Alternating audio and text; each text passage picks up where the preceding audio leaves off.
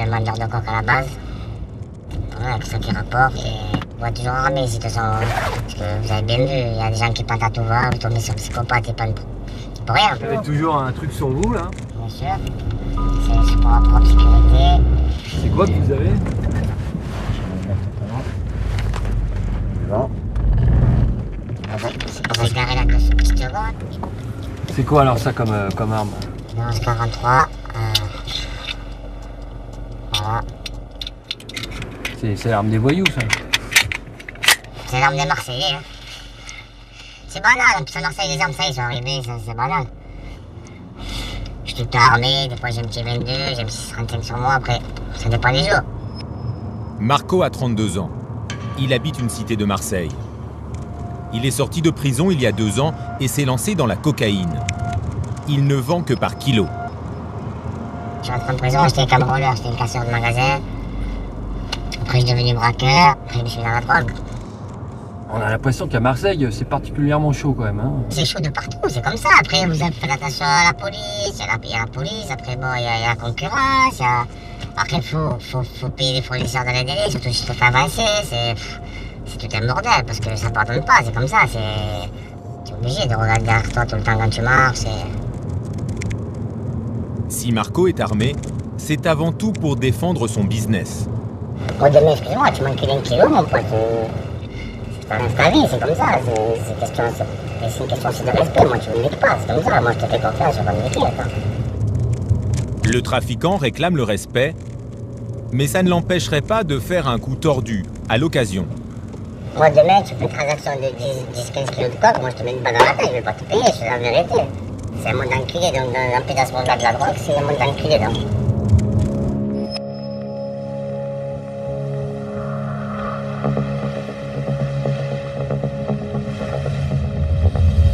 Bienvenue à Marseille. Sa bonne mère, son vieux port et son milieu criminel. Les règlements de compte à l'arme de guerre ensanglantent la ville. 20 morts en 2013, plus de 70 en 5 ans. Comment s'explique cette hécatombe?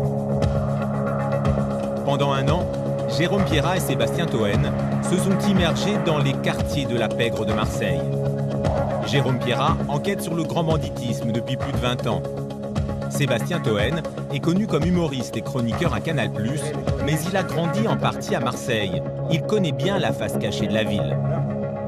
Ensemble, ils ont rencontré les caïds de l'ancienne comme de la nouvelle génération. Scorpion, Uzi, il y a de tout à Marseille. J'avais des petites fois pour sortir millionnaire. Drogue, armes, vol, jeux clandestins. Jérôme Pierrat et Sébastien Toen dévoilent les facettes de la criminalité marseillaise, ses territoires et ses règles.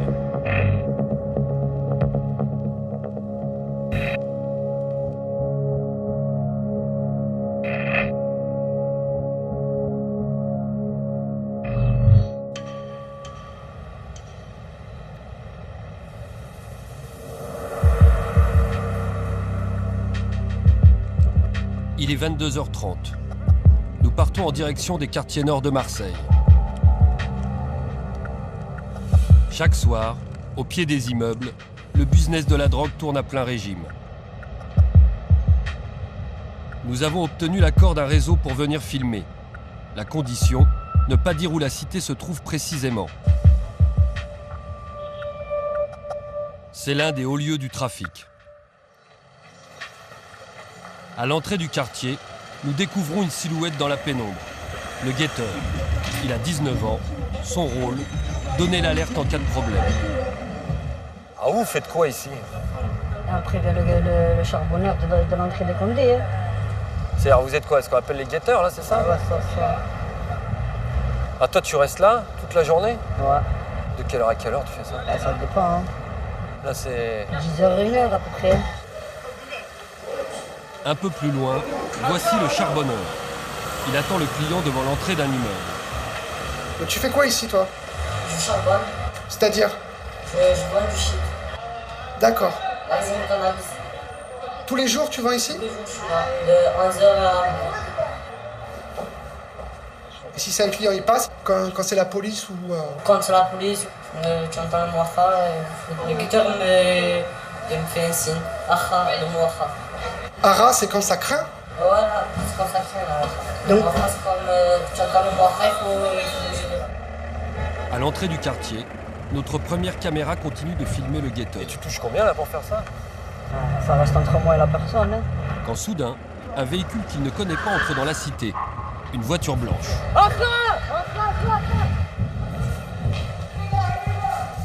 L'alerte est donnée. Le guetteur va rejoindre le charbonneur. Si c'est la police, ils doivent se cacher au plus vite. Qu'est-ce qui s'est passé là en fait? Le Condé, ils ont cavalé l'air, parce qu'on a l'habitude. On a l'habitude. Et là on est planqué, c'est bon, ça crame pas. Non, c'est bon, c'est pas bloqué. Fausse alerte. Personne ne les a suivis. C'est bon là, tu crois? En cas de problème, les dealers peuvent toujours se réfugier dans des appartements de complices. Ce jeu du chat et de la souris avec la police, c'est le quotidien du réseau. Ces dernières années, la vente de drogue s'est enracinée dans les cités du nord de la ville.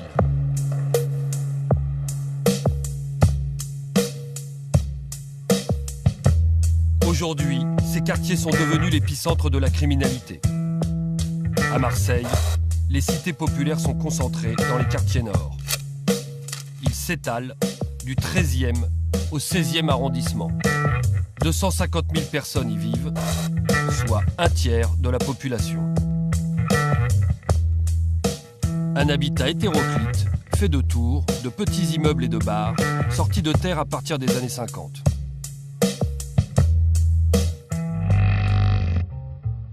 Un groupe d'HLM baptisé Les Oliviers vient d'être inauguré à Malpasset dans la ZUP nord de Marseille. Prévu pour 18 mois, le chantier a été terminé en 15 mois et demi. Les Ces immeubles, construits à la va-vite, doivent absorber l'afflux de main-d'œuvre immigrée. Les appartements pour les tout logements confort HLM sont d'accession présentés à la comme un propriété. progrès. Ils permettent de résorber les bidonvilles. Mais ces quartiers construits en périphérie sont très isolés. Les transports en commun sont rares. En quelques années, ces cités prennent des allures de ghetto. En particulier pour les plus jeunes qui n'en sortent pas. Tu n'es donc pas parti en vacances cette année? Non, je suis pas parti, mais on voudrait y aller, mais ça revient trop cher. Non, je suis jamais parti encore. Est-ce que tu penses Des de temps fois, en temps mais pour un jour. Est-ce que tu penses de temps en temps à tes petits camarades qui eux sont en Oui. vacances?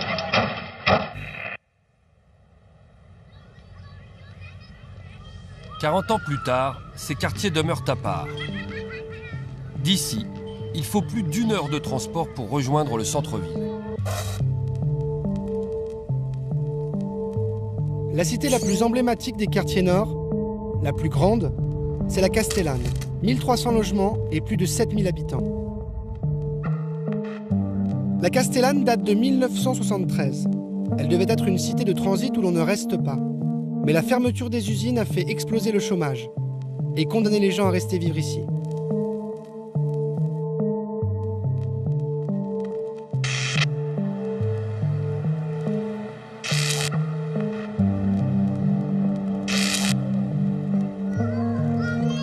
Christian a 35 ans. Tu entraînes toujours, toi? Ouais. Il a grandi à la Castellane. Boxeur amateur, il veut aider les jeunes du quartier. Il rêve d'ouvrir ici une salle d'entraînement. C'est un petit champion. D'où est-ce qu'on est? Centre social, qu'est-ce qu'on a fait? La boxe. Voilà. Je peux compter sur toi? Tu peux compter sur moi? Ça marche. Ça va? Bon, toi tu assures sa sécurité. Parce que moi aussi j'étais nouveau ici. C'est vrai, tu me rappelles que je suis arrivé, j'avais que 9 ans ici. Ah ouais? Ici, je me battais, je savais pas pourquoi.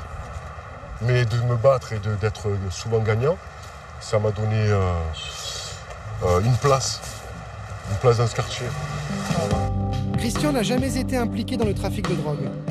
Tu viens pas me dire bonjour? C'est quoi ça? Mais dans sa jeunesse, il était vu comme la terreur de la Castellane. Toi, tu fais un bisou au papa.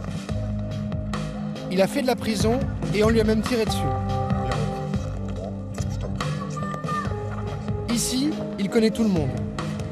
Depuis des années, Bonjour. il voit la pauvreté s'accroître. Tu vas bien? Il en veut au pouvoir public d'avoir abandonné son quartier. On nous a laissés entre nous.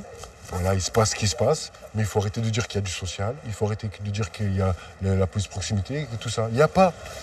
Après, La fracture, c'est que pour essayer de se manifester, de réveiller les esprits, de faire qu'il y ait quelque chose qui change, mais pour tout le monde, ça apparaît comme un combat monumental, puisqu'il faut déjà payer son loyer, il faut déjà se nourrir, s'habiller, et après, il faut commencer à revendiquer « je suis », ou « je crois en ça », ou des choses comme ça. Qu'est-ce qui vous pousse à vous investir autant dans la représentation ou l'expression capillaire? Par exemple, il y a Julien là. Julien, il a une qualité de cheveux irréprochable. Est-ce que tu as trafiqué? Voilà, c'est naturel. Ouais, c'est naturel. Voilà, maintenant, messieurs, par quel effort vous êtes passé pour avoir les cheveux si lisses? Moi, ouais. Comme ça. J'aime bien défriser les cheveux parce que le matin, c'est dur à peigner. Défends tes idées. C'est dur à peigner. Christian s'inquiète pour les plus jeunes. Comment leur offrir une perspective d'avenir quand un adulte sur deux est ici au chômage? On a participé à encadrer les jeunes, souvent les plus difficiles, parce qu'à l'époque on prenait même les plus difficiles. Voilà. Aujourd'hui, ces jeunes difficiles, ils font quoi? Ils ont créé tous leur petite entreprise. C'est-à-dire que les plus gros tempéraments, les énergies les plus fortes, soit ils s'investissent dans la marginalité, soit ils réussissent et quittent le quartier et on ne regarde pas en arrière, c'est tout. En juin 2013, la police a saisi à la Castellane 1 300 000 € en petites coupures et 53 kilos de cannabis. Ici, comme dans tous les quartiers nord, le seul business florissant, c'est le trafic de drogue. De jour comme de nuit, des centaines de clients viennent se ravitailler dans ces quartiers. Nous avons demandé à un habitué de filmer pour nous en caméra cachée. Il arrive à pied dans une cité du 13e arrondissement. À l'entrée, le guetteur, assis sur une chaise, contrôle les voitures. En bas de l'immeuble, 3 autres guetteurs surveillent.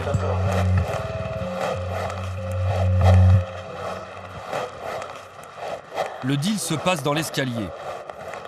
Les charbonneurs ont carrément squatté le palier du premier étage. 3 chaises font office de guichet.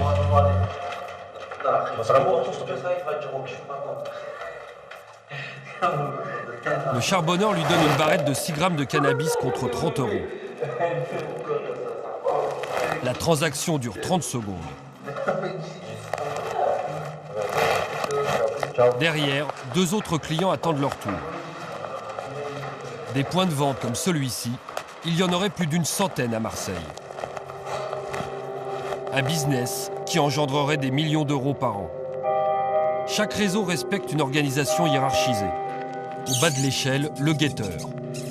Au-dessus, le charbonneur ou dealer, celui qui vend. Ils sont employés par le gérant qui tient le commerce.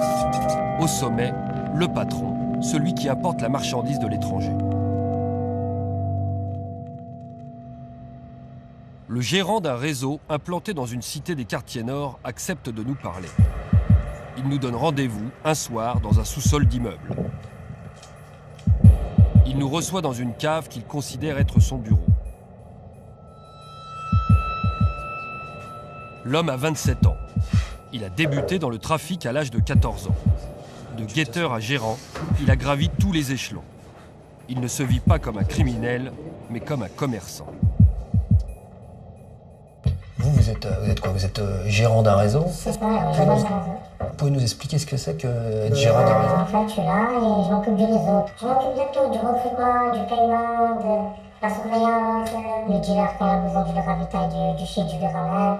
Tous les 2 heures, je passe prendre l'argent. Ça prend de quelle heure à quelle heure une journée de travail d'un gérant? Ça prend de midi à minuit. J'ouvre le réseau, je ferme le réseau. Demain, je me lève, c'est pareil, rebelote de midi à minuit, blablabla. Et dans cette histoire, là, on parlait de guetteurs, les policiers. Le week-end, par contre, j'ai oublié de préciser, le week-end, on ferme à 3 heures du matin. Ah oui, c'est plus... les horaires, c'est plus tard. Vendredi, samedi soir, soir de fête, on fait des extras. Vous gérez une petite entreprise, en fait, une PME. Ah, on va pas dire petite, on va pas trop dire petite, quand même. Alors, au-dessus de vous, il y a quoi? Il y a le propriétaire du réseau, il y a le C'est ça, patron. il y a le patron du réseau, c'est ça. Il vient tous les mois, il récupère ses grosses enveloppes et il repart en vacances. Et en dessous de lui, c'est moi, mais lui, il est jamais là, il est toujours en vacances, donc entre guillemets, on peut dire que c'est mon réseau. Dans son réseau, il y a 2 dealers et 4 guetteurs. Les équipes tournent, ce n'est pas toujours les mêmes. C'est le patron. Le gérant s'occupe aussi de la gestion du personnel. Vous, quand vous recrutez, quand vous embauchez, justement, c'est quoi? C'est des jeunes qui viennent vous voir ou c'est vous qui repérez des mecs que vous... Non, c'est des jeunes qui viennent me voir, c'est des petits jeunes du quartier. Parfois, ça m'arrive de mettre des gens que je connais pas. C'est le copain du copain. Voilà, quand j'ai besoin, c'est voilà.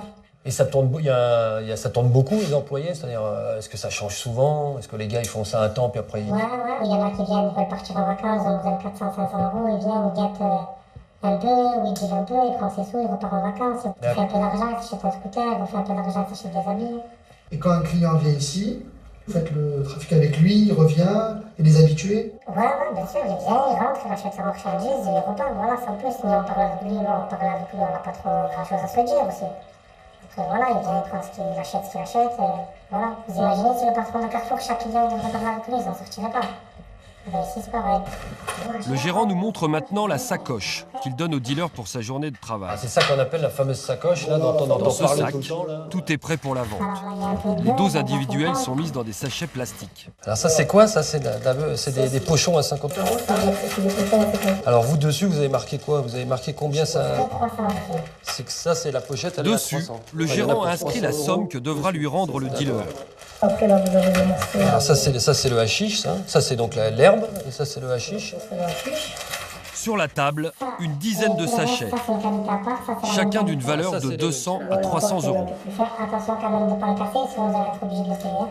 D'accord, oui. Toute marchandise touchée est achetée. Toute marchandise cachée, cassée, est achetée. Touchée quand même pas. Ok. Ça, c'est quoi? C'est pour une journée? C'est pour combien de temps? Non, c'est pas pour la journée, ça dure à peu près 2 heures, 3 heures. Ça, c'est pour les 3 heures à venir. Voilà. Donc ça, en gros, c'est ce que vous allez donner, vous, au dealer. Et je vais lui donner là, qui va finir la soirée avec. Alors, si ça, c'est pour 2 heures, vous en vendez combien par jour? Normalement, je vous le dis pas, mais on va dire qu'on tourne à peu près entre 12 000 et 13 000 €. La journée? La journée. Ouais. Là-dedans, il y a que des Dans son sac, des kilos de marchandises qu'il doit encore préparer. Ah oui, ça, c'est pour le charbonneur de ce soir. Il y a combien, alors, dans le sac? Là, il y a à peu près 1, 2, 3, il y a 6 kilos et demi. 6,5 kg de cannabis. C'est ça. Plus ce qu'il y a sur la table. En tout, Et alors ça, il y en a ici pour plus de 20 000 €. Ça va sécher, vu que je vais pas le couper aujourd'hui. Moi, je suis déplacé. Comme dans une Vous avez société, une idée de ce le que gérant vous est vendez intéressé par au mois, chiffre non d'affaires. Ça dépend, je me fais un peu de détail moi-même. C'est-à-dire?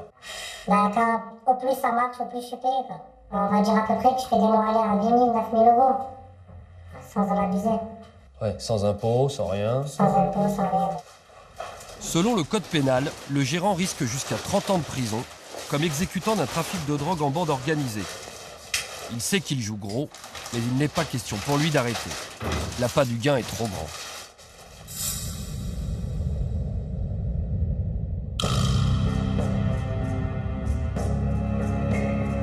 L'argent, c'est la motivation de tous ceux qui rentrent dans les réseaux.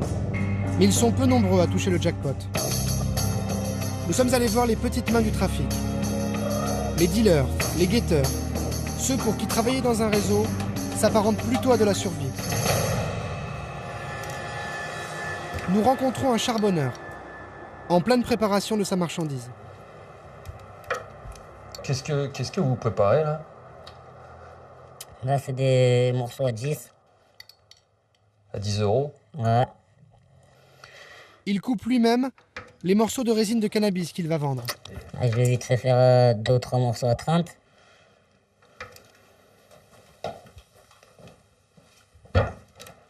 J'ai arrêté l'école, j'avais 14-15 ans, voilà. J'ai essayé de faire une formation, ça n'a pas marché.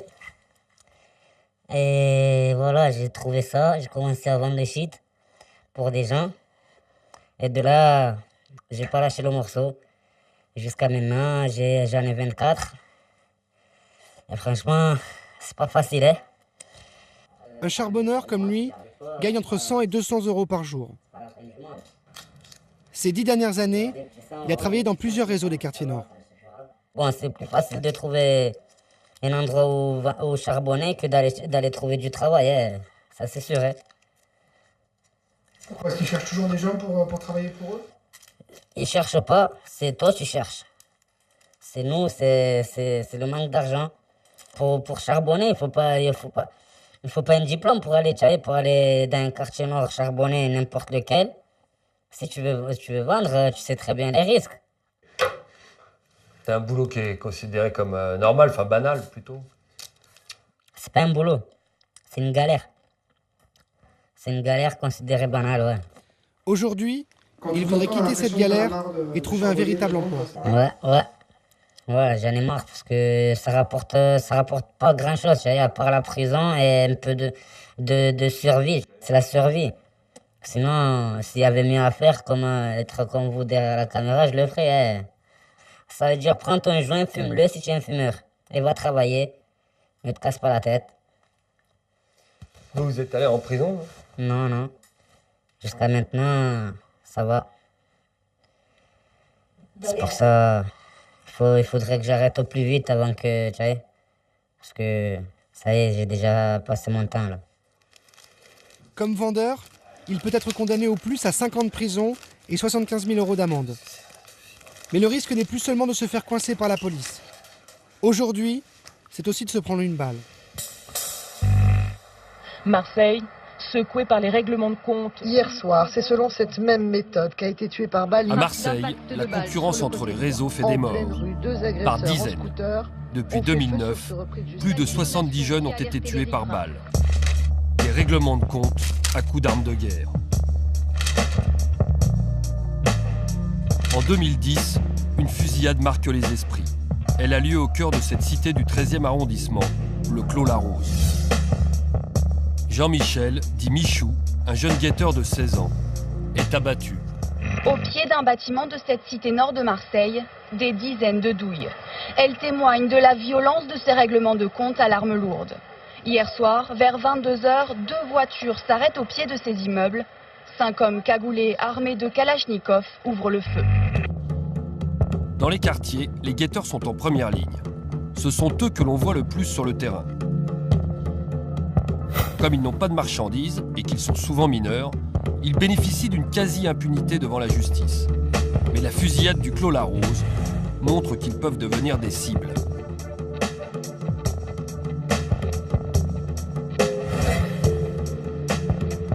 Un jeune guetteur de 16 ans, lui aussi du 13e arrondissement, accepte de nous parler de son quotidien et de ses peurs. Il est rentré dans un réseau il y a 1 an, après avoir quitté l'école. Il gagne entre 60 et 120 € par jour. Est-ce que toi, en tant que guetteur, même si tu es en bas de l'échelle du réseau, tu as des responsabilités? Si tu rates un signal, qu'est-ce qu'on te dit? T'es puni, t'es jugé, t'es quoi? J'ai des grosses responsabilités. Et si, exemple, je rate les civils et ils prennent le vendeur, c'est à moi de rembourser tout ça. On ne rembourse pas directement, on travaille pour eux. Gratuitement? Gratuitement, voilà, comme des chiens. Tes proches, ils savent que tu es guetteur? Non, ma famille, ils ne savent pas. Peut-être mon cousin il sait, mon oncle il sait. Mais ton cousin et ton oncle, ils disent quoi? Ils me disent rien, ils sont passés par là eux aussi. Mais t'as envie de passer les étapes, t'as envie d'être gérant, t'as envie d'être... C'est mieux. C'est mieux d'être gérant, vu que tu touches plus d'argent. Mais je veux trouver un boulot et arrêter tout ça. Parce qu'il y a un gros risque dans tout ça. Vas-y, les risques, toi, t'as peur de quoi aujourd'hui? Ça fait peur de mourir jeune. J'ai 16 ans. Et un guetteur, il peut mourir? Il peut. Oui, il peut mourir. Si, exemple, le réseau il est en guerre avec l'autre, te tue directement. Cette flambée de violence s'explique par la multiplication des réseaux de drogue. Entre eux, la concurrence fait des ravages. Jacques Dallest est procureur de la République. Il vient de passer 5 ans à Marseille. Il a vu les réseaux prendre les armes, d'abord pour défendre un business très lucratif. D'un coup, vous avez rien et vous pouvez tout brasser 10 000, 20 000, 50 000 € en espèces. Donc tout de suite, les gens disjonctent en voyant autant d'argent aussi facilement gagné. Et quand vous avez de l'argent et de la cam, vous allez être une cible parce que vous êtes un coffre-fort, quoi. Et on peut vous attaquer pour vous piquer l'argent, pour vous piquer la marchandise. Donc déjà, ce type de criminalité, de délinquance, suscite la convoitise. Le procureur a vu les règlements de compte à l'arme de guerre débuter en 2009. Depuis, c'est l'escalade. Les caïds des quartiers n'hésitent plus à dégainer. Entre ceux qui ont piqué le territoire de l'autre, ceux qui sont incarcérés et qui vont commanditer un assassinat depuis leur prison en disant « il m'a pris ma place, on le tue », celui qui sort de prison en disant « maintenant je reprends ma place », on va le tuer, parce qu'il va gêner le repreneur. C'est un peu comme une activité économique. Vous savez, il y a une petite entreprise, il y a un repreneur, il y a un marché, il y a des clients. Sauf que la concurrence, là, elle se règle à coups d'armes à feu et pas autrement, pas devant un tribunal de commerce. Et c'est moi ce qui m'a marqué pendant ces années à Marseille, c'est que la plupart des victimes, c'était la plus jeune 16 ans, l'affaire du Clos Larose. La moyenne, c'est 20, 21 ans, 25 ans, rarement au-dessus de 25 ans. Donc des gens jeunes, et on peut penser que les tueurs sont également jeunes. Ces jeunes ne font pas partie du grand banditisme. Et pourtant, ils utilisent ces méthodes expéditives. Un nouveau règlement de compte dans le milieu marseillais. La nuit dernière, 3 corps ont été retrouvés dans une voiture incendiée. Les 3 corps étaient installés sur la banquette arrière du véhicule. Une Audi A3 retrouvée cette nuit entièrement carbonisée. Le toit a dû être découpé pour extraire les cadavres. C'était une exécution. L'autopsie révèle que les corps sont criblés de balles. La voiture a été brûlée pour effacer les traces ADN. Dans le milieu, on appelle ça la technique du barbecue. Les victimes, 3 jeunes. Sony, 20 ans, son cousin Mohamed, 19 ans, et leur copain Nouri, 20 ans. Tous les 3 viennent d'une petite cité des quartiers nord, les Micocouliers.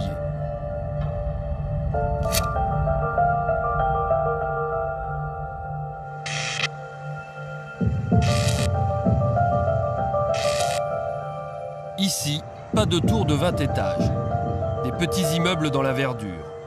Une résidence en apparence calme, juste troublée par le chant des cigales. Nous y retrouvons Nadia, la mère de l'un des 3 jeunes exécutés. Elle habite ici depuis près de 20 ans. Elle y a élevé seule ses 2 fils et sa fille. C'est joli, c'est beau, c'est vert, mais c'est complètement pourri. Il y a un noyau pourri. Voilà. Car ici, malgré les apparences, le trafic de drogue mine la cité. Un réseau s'est installé en plein cœur des Micocouliers. Je suis tombée dans un traquenard, vraiment. Là, c'est un traquenard. Et tant que ça ne s'arrête pas, ces réseaux, je crois que ça ne s'arrangera pas. Au départ, la mère de famille ne comprend pas d'où vient le danger. Mon fils, mon neveu. Alors qu'ils ont une dizaine d'années, son fils Sony et son neveu Mohamed sont approchés par des plus grands.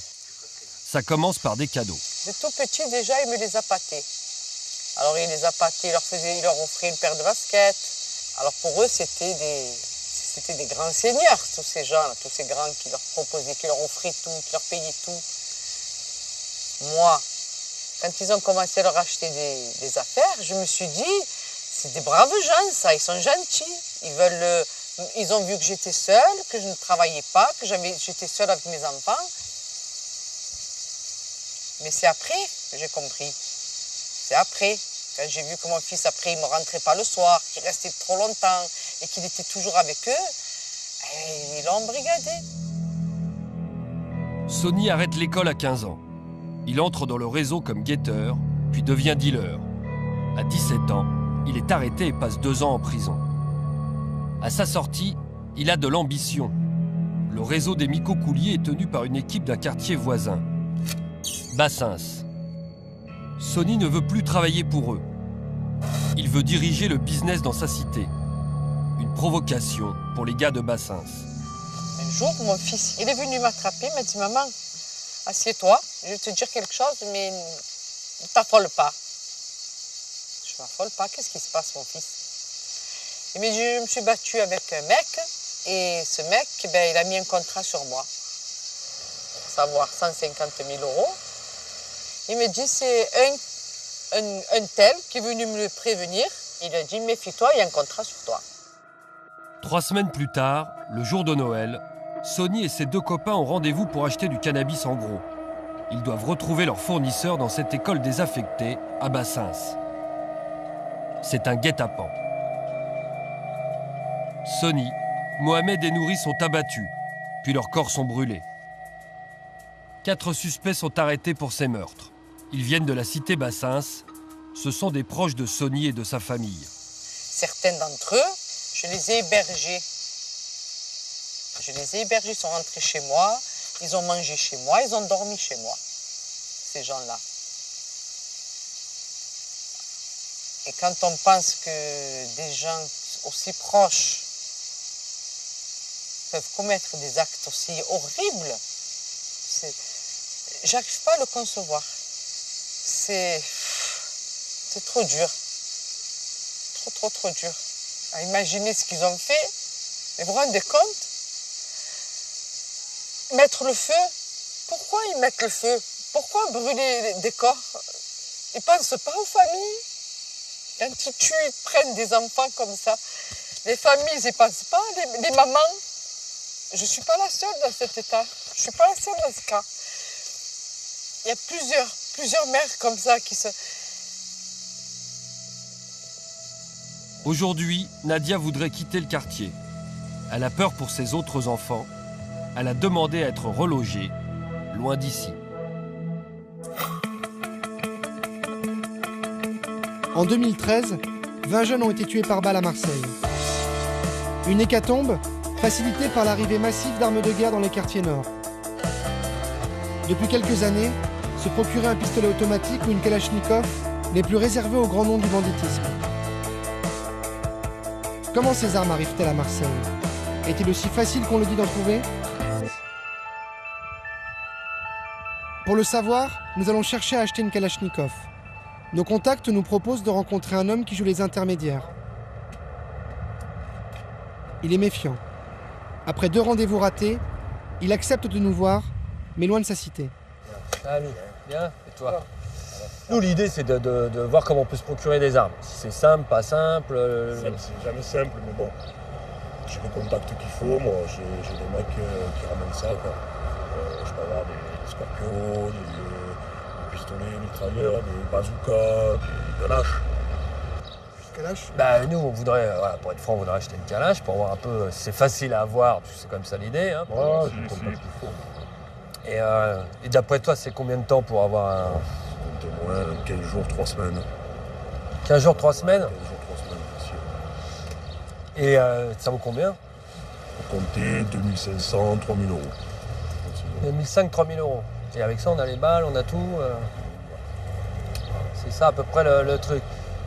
Bon. Et alors nous, le gars qu'on va voir, c'est qui exactement? C'est un contact que j'ai.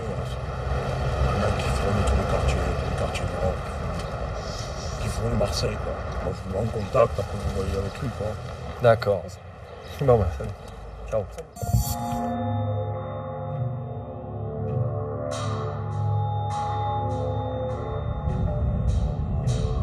Nous devrons attendre plus d'1 mois avant de décrocher le rendez-vous avec le vendeur. Il faudra payer cash le prix de la Kalachnikov, soit 3000 euros. Un soir, il nous reçoit dans un box, quelque part dans les quartiers nord.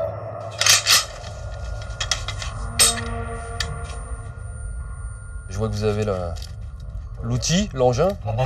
Le bébé, ouais. AK-47, la famille. Voilà, il y a les balles, 2 chargeurs, familial, un moped. Et ils sont garnis là, ouais. Il n'est pas chargé, c'est clair. Cette Kalachnikov vient d'un pays d'ex-Yougoslavie. Ouais, c'est une vraie. Hein, c'est l'origine de la plupart des armes de guerre qui arrivent clandestinement en France. Ce vendeur ne se rend jamais lui-même dans les Balkans. Il est le dernier maillon d'une filière. Non, moi je ne sais pas. Vous n'allez pas jusque-là. C'est moi je la récupère des gens qui y vont après là-bas. Une fois que ça arrive à peu près vers la France, on est là. Avec tout ce qui se passe, ça arrive quand même encore assez facilement. C'est-à-dire, il n'y a pas une pression policière, c'est pas plus dur. C'est un petit peu dur, hein. En fait, c'est quand tu passes des douanes et tout, hein. C'est un peu dur. Et voilà, après normal, hein. Où tu vas pas. Ça revient comment? Dans des véhicules aménagés, des trucs comme ça? On demande des trous, je peux pas vous dire. D'accord, bon. C'est une arme de guerre. Est-ce qu'on peut trouver à Marseille d'autres armes de guerre? Si. Scorpio et tout. Là, tu me ramènes 3000 euros, je te ramène un micro easy. Tu veux un 43, je te l'amène. De toute façon, si un d'entre nous... L'homme s'est lancé dans la vente d'armes il y a 4 ans. Et il reconnaît qu'en ce moment, il a du mal à faire face à la demande. Vous bossez comment? C'est à la commande?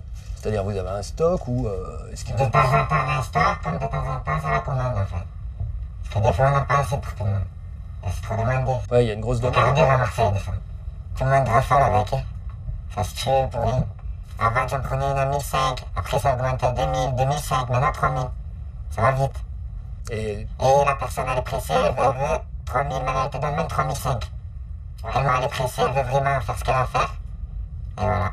En fait, tu as ta calage à Marseille, tu es quelqu'un. Ah ouais, d'accord. Personne va jouer avec toi. Ce qui sert que des mecs, tu peux arroser quoi. Les clients qui vous achètent ça, c'est quoi? C'est que des mecs qui sont dans les stupes? C'est que des trafiquants de stupes, quasiment? Ça dépend, hein. Des fois, il y en a un, il vient, il pète un plan, il te dit une fois un calibre, du jour au lendemain. Ouais, puis j'imagine de toute façon, vous demandez pas pourquoi. Ah non, moi je demande rien, moi, je cherche pas ça. Vous pensez faire ça longtemps? Jusqu'à que j'ai assez d'oseille pour me tirer d'ici. Que je ma vie là avec mon bon Mercedes, avec l'habillage qui va sur le côté. Comme lui, il serait une petite dizaine à Marseille à vendre des armes de guerre. Il risque de 7 à 10 ans de prison et jusqu'à 500 000 € d'amende. Je peux tirer? Ça part pas. Je peux vous poser une question? Vas-y, ouais. Vous comptez en faire quoi cette canne? Pour la détruction. Ah oui, on voit marqué AK-47 là. Maintenant que la Kalachnikov nous appartient, nous décidons de la rendre inutilisable. Pas question de remettre cette arme dans le circuit.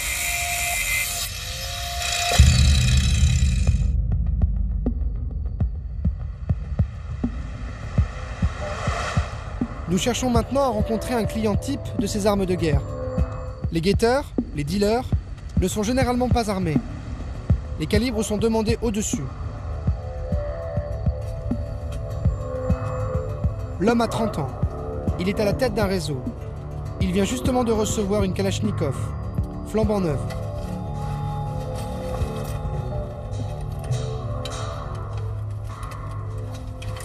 C'est l'arme favorite des voyous.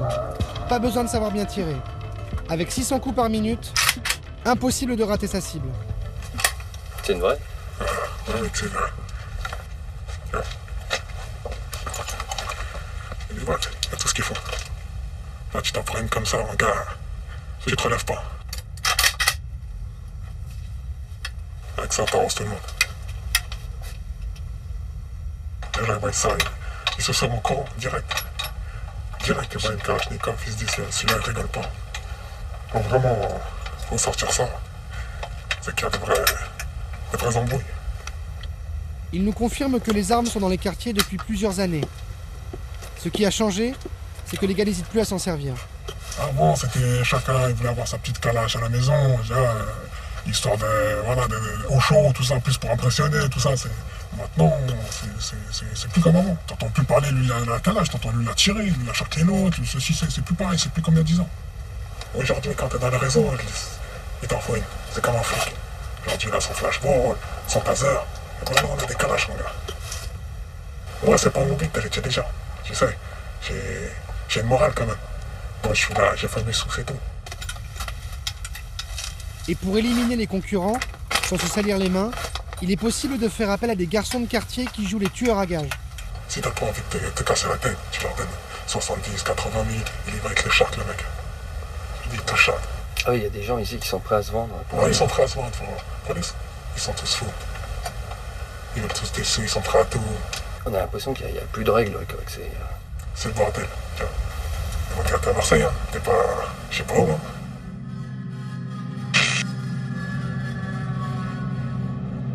Malgré les 20 morts annuels, les réseaux qui changent de main, les arrestations par la police, le business de la drogue continue et le cannabis n'a pas l'air de manquer dans les cités de Marseille. Car au-dessus des réseaux, il y a des équipes de grossistes qui, depuis l'Espagne, envoient des tonnes de cannabis dans les quartiers. L'Espagne, c'est la porte d'entrée du hashish marocain. Nous avons rendez-vous à Barcelone avec l'un de ces grossistes. Nous l'appellerons Sergio. Ce Marseillais s'est installé ici il y a 3 ans. Il a rejoint les gros trafiquants français qui envoient la drogue sans se soucier des règlements de compte sanglants. Moi, je suis en gros à Barcelone. Je l'expédie jusqu'à Marseille, à mes associés.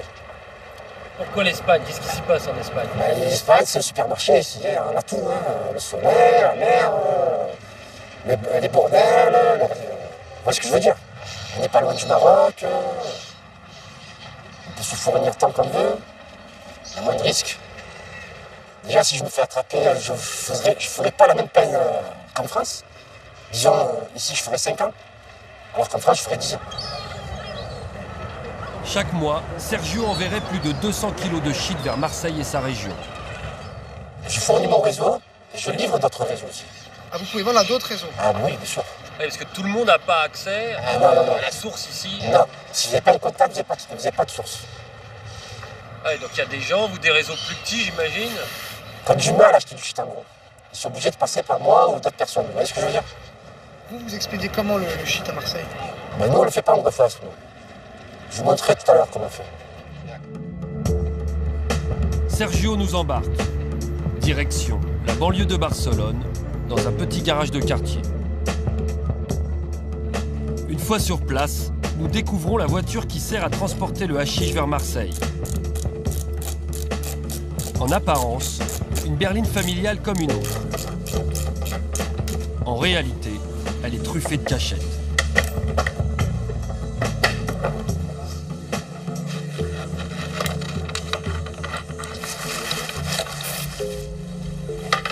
Donc là, on est sous le coffre. Là. Sous le coffre. Et là, ce qu'on voit, c'est quoi, là? C'est la voiture coffre. Combien on peut mettre là-dedans? Entre 150 et 200 kilos. Ah, carrément. C'est fabriqué avec de la fibre de verre. Et il y a d'autres planques dans la voiture? Il y a une autre plaque devant. Même système à l'avant de la voiture. Derrière le pare-choc, 3 autres cachettes. L'aménagement d'une voiture comme celle-ci est complexe et coûteux. Sergio l'a acheté clé en main à une équipe qui s'est chargée de toutes ces transformations. Ça, c'est la cage de devant, c'est ça? C'est la cage de devant. Et on peut mettre combien là-dedans? 80 kilos. C'est fabriqué en Espagne, c'est un pote qui me l'a vendu, c'est lui qui m'a fait l'installation, tu vois. Ça vaut combien une voiture comme ça? 40 000 euros. Rien que la transformation, ça vaut combien? 20 000 euros. C'est plus discret que le GoFast, ça, alors. Bien sûr. Une fois la voiture chargée, Sergio recrute des mules, c'est-à-dire des passeurs qui vont la ramener jusqu'à Marseille. Qui conduit ce genre de voiture? Vous demandez à qui? Que ce soit des couples, des jeunes, mais pas de caïra. C'est-à-dire Pas avoir un visage basané. Les douaniers, ce qu'ils voient en premier, ils voient une couple, ils disent c'est bon, c'est un couple. Alors que là, s'il va y avoir 2 jeunes, 4 jeunes dans une voiture, cramé direct. Il faut que la personne passe bien. Tout est calculé. Et combien ils sont payés alors les gens? Entre 4 000 et 5 000 euros. Pour les 2 personnes, pour le couple, c'est 4 000 à 5 000 euros en tout? En tout. Pour chaque voyage. Et eux, ils savent exactement ce qu'il y a dedans ou? Non. Et quand la voiture redescend en Espagne depuis Marseille, elle ne fait pas le voyage à vide. Dans ces mêmes cachettes, elle rapporte l'argent du trafic au boss.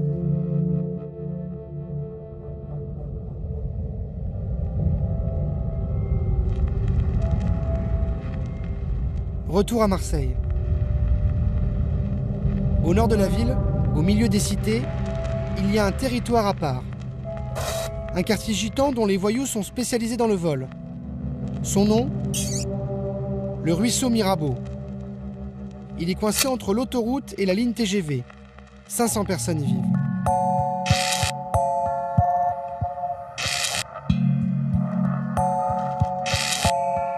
Il y a 2 ans, une équipe de voleurs issue de ce quartier a fait la une. Le 27 novembre 2011, des cambrioleurs sont pris en chasse par la police, après le casse d'un supermarché. Une fusillade éclate. Un policier est abattu de 3 balles de Kalachnikov et un des braqueurs est tué. Dans ce cambriolage, c'est la disproportion entre les moyens employés par les malfaiteurs et ce maigre butin, quelques sacs de produits surgelés, pour lesquels ils n'ont pas hésité à faire feu sur des policiers avec une Kalachnikov, une arme de guerre. Le braqueur tué était du ruisseau Mirabeau, comme ses présumés complices arrêtés ensuite.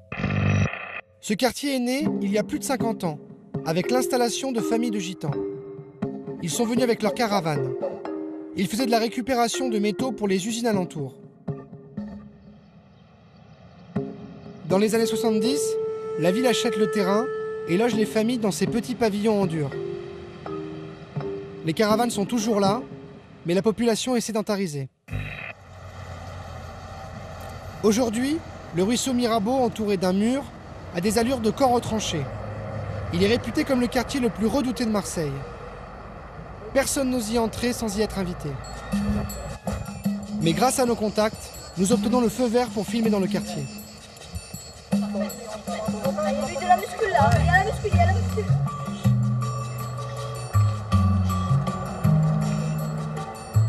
Ici, il n'y a ni commerce, ni école. L'activité traditionnelle de récupération des métaux est en baisse. Le chômage atteint un taux record de plus de 90%. La première personne qui accepte de nous raconter le quartier, c'est Pépé. Il est né au ruisseau Mirabeau. Ah, vous avez toujours habité ici? Ah, tout ça. On a habité dans les cabanons dans le temps. On avait les baraques en bas. Et après, on a fait les maisons. À côté de son pavillon, il a gardé sa caravane, où il dort de temps en temps. Voilà. C'est notre vie à nous, ça. C'est la maison secondaire? C'est la maison secondaire, ouais. Si on veut. Dans le temps, on voyageait. Mais puis maintenant. D'accord, bonjour jeune La fille. réputation du ruisseau Mirabeau, c'est d'abriter beaucoup de voyous, en particulier des voleurs. Pépé lui-même a fait un peu de prison. Pourquoi le quartier a cette réputation? Parce qu'on était des... C'est tout, c'est simple. On était... Vous étiez voilà, quoi? On était des petits cambriolages, voilà, des conneries comme ça, tu as vu? Ouais. On était jeunes. Chercher les sous, voilà. Et après, il y a pire. Vous avez la cité qui est en haut, là. Ça s'appelle ça. La quoi, la Castellane? La Castellane. Ah ouais, Vous avez Bassès, vous avez Picon, vous avez Font-Vert. Parce que là, il n'y a pas de drogue. Parce que ce qui se passe dans les alentours, on n'est rien du tout, là. Vous êtes les anges de... Les anges, on est des anges, c'est vrai. Voilà. Il y en a beaucoup au placard des jeunes d'ici. Oula. Ils sont tous au placard? Ils sont tous à l'ombre. Ah, ils sont tous là.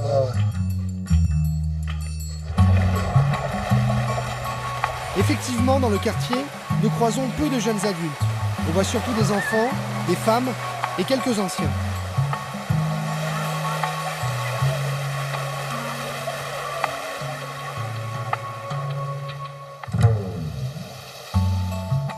On ramène nos copines. Mais ça, nos copines, ils ont peur de rentrer ici. Et parce qu'ils disent les gitans, ils vont nous manger, c'est des dalleux et tout. Et en vrai, non. C'est pas vrai. On est que des beaux gosses. Que des beaux gosses. Pas que c'est un gros gosse. Que des beaux gosses, que des beaux gosses. Les filles, on les fait craquer. Comment vous expliquez qu'on a un sentiment que pour rentrer c'est compliqué si on connaît personne? C'est quoi? Vous trouvez ça normal, vous? Oui, c'est normal. Mais parce que les grands ils nous ont appris ça. Et là, nous, on doit l'apprendre plus petits. Personne ne doit rentrer dans le quartier, ça doit rester entre nous. Mais comment ça, personne ne doit rentrer? Les autorités, des gens qui sont pas du quartier, des gens qui... La police, tout. Voilà, tout. Ils nous ont appris ça depuis tout petit. Ouais. Et on se méfie du tout, on fait confiance à personne. Ouais, parce que voilà, parce que la plupart c'est des voleurs. Ils veulent pas que la police rentre, tout. Ils nous disent ça, et on le fait. Voilà. Donc c'est un quartier qui a sa réputation qui est parfois lui justifiée. Voilà, ouais. On peut dire ça comme ça. Régulièrement, la police cible des équipes de voyous du quartier. Mais comme il est impossible de rentrer au ruisseau Mirabeau sans se faire repérer, les policiers surveillent de l'extérieur. Il se met tout la police pour filmer, hein? Sur la colline là-haut là. Le soir on voit... pour les bombarder. La dernière fois il y avait un micro la dernière fois. Il y avait une caméra. Une caméra arrachée, heureusement. Bon, on a explosé la caméra. Face à notre caméra, les jeunes roulent des mécaniques. C'est le village de Gaulois. Ils sont fiers de nous expliquer comment ils défendent leur quartier contre les policiers. Qu'est-ce que c'est ça en fait? C'est le pack de matriculation des poulets. BZ, VC, AZH, ABK. Ça, on les caillasse. Nous, on les caillasse, nous. Et on les caillasse. Nous, ils rentrent pas. Je rentre, ils savent qu'ils sont morts. Voilà. Les herses, on a fait des herses. On a fait des herses. Quand ça rentre, quand ça fait le tour, et on va vers un dodane, genre on le met juste en dessous, et quand il part, il crève des bouts. Donc ici, il n'y a pas de drogue, il n'y a pas d'armes, il n'y a pas... Ça, vous savez pas? Ça veut dire non, alors? Ce jour-là, nous ne verrons que des adolescents. Nous devrons revenir quelques jours plus tard pour rencontrer de vrais voyous.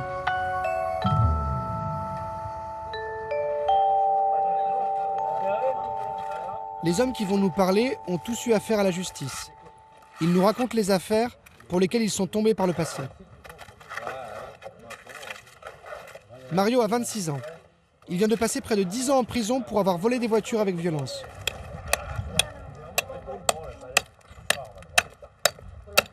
Ah, il y avait le trafic de voitures à l'époque. Comme c'était dur pour nous ici, qu'il n'y a jamais eu et tout. Donc ça fait que, voilà, on trouve quelque chose pour se nourrir et comme les Arabes nous achetaient des voitures, alors on prenait des voitures pour le Maghreb. À l'époque, il fallait frapper les gens pour prendre les voitures. Il fallait frapper les gens? Et ouais. Moi, pour moi, c'était prendre la voiture et rentrer et voilà. Quoi. Bon, et après, si on regarde maintenant, c'est grave quand même. Hein? Mais bon, c'est fini maintenant, ça. Hein? En plus, j'ai payé pour ça. Quoi. Voilà. Et tu as oublié de dire quelque chose. Ouais. C'est pas interdit de voler. C'est interdit de se faire attraper. Voilà, c'est tout. Et vous êtes beaucoup de garçons d'ici à être allés en prison? Ouais, on est tous allés. Hein. On est tous allés en prison. Hein. Bon, là, il y en a un bon paquet qui sont allégés, mais...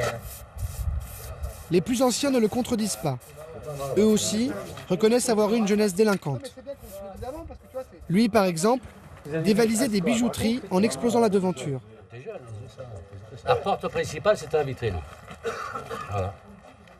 La porte... Ah oui, c'est-à-dire que pour cambrioler le truc, il suffisait de péter la vitrine et de rentrer dans la... Avec les plaques d'égout, là, tout ça. On faisait ça, on faisait que ça. Oui, vous êtes... Vous avez quel âge, vous, monsieur? 64. 64 ouais. Ah oui, alors vous êtes encore vous êtes l'aîné ici. La génération encore d'avant. Vous avez fait de la prison quand vous étiez jeune? J'en ai fait. Beaucoup? Beaucoup. C'est quoi, beaucoup? Des années. Des années de prison? Vous étiez tombé pourquoi, vous? Pour des vols. Aujourd'hui, ils disent tous avoir passé la main. Ils ne se reconnaissent pas dans la criminalité des quartiers nord avec ses règlements de compte sanglants. Là, les jeunes de 14 et 15 ans, ils peuvent te tuer. Il n'y a plus d'hommes, c'est fini tout ça. Voilà. Il y avait plus de respect? Ah ouais, il y avait plus de respect. C'était les hommes avant. Maintenant, il n'y a plus personne. Et là, c'est les petits. C'est les voyous, c'est les petits. C'est les jeunes. Ces hommes ont la nostalgie du banditisme à l'ancienne, quand les voyous gitans côtoyaient des Corses ou des Italiens. L'explosion de la violence dans les quartiers nord aujourd'hui s'explique-t-elle par la disparition du milieu traditionnel?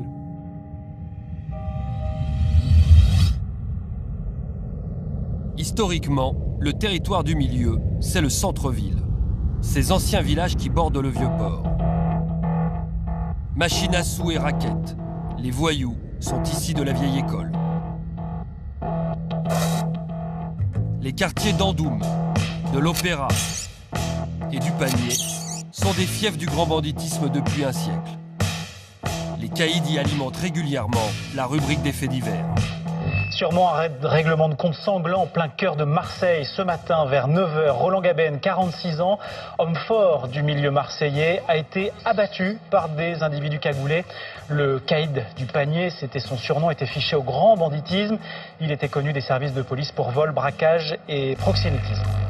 Il y a 2 ans, l'exécution du caïd du Panier est l'épilogue d'une longue histoire criminelle. Un homme a bien connu le grand milieu marseillais, Paul Néry. À 80 ans, il a fait 26 ans de prison pour braquage. Son quartier, Andoum, au pied de la Bonne Mer.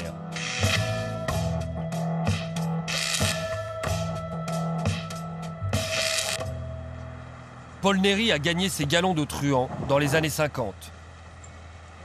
À l'époque, avant d'aller braquer des banques, il fallait d'abord faire son apprentissage.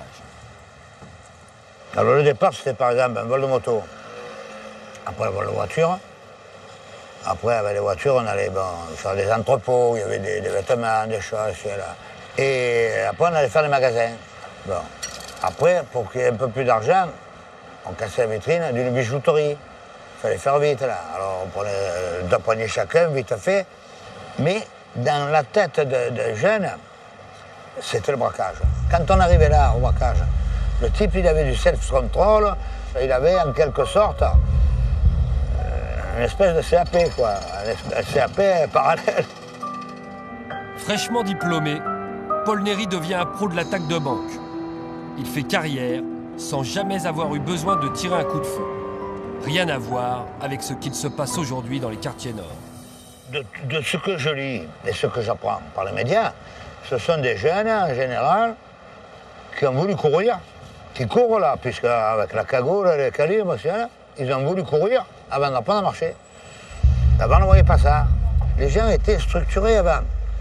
Chacun avait une spécialité. La seule personne que je connaisse bien, c'est moi-même.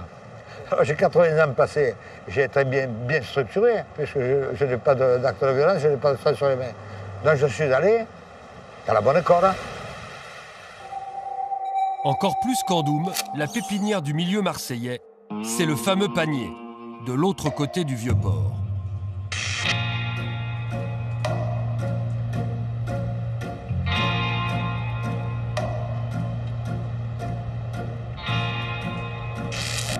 Aujourd'hui, le panier est la destination favorite des touristes.